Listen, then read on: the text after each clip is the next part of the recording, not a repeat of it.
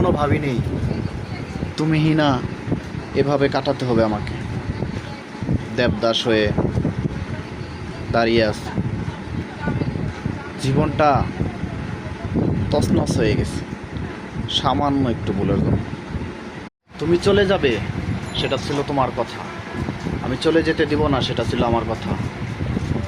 আবেগ থেকে নয়, মন থেকেই বলি, সত্যিই তোমাকে আমার প্রয়োজন। সামান্য কথার জন্য তুমি আমাকে ছেড়ে চলে গেলে আছো কি সুখে? আমার চেয়ে সে তো তোমাকে সুখে রাখতে পারতেছে। একবার চেষ্টা করে দেখো, আমি ভালো ছিলাম না যার কাছে গেছো সেই ভালো আছে। হয়তো তোমায় ভুলে যেতে পারবো, কিন্তু তোমার প্রতি মায়া কিভাবে আমি কাটাবো?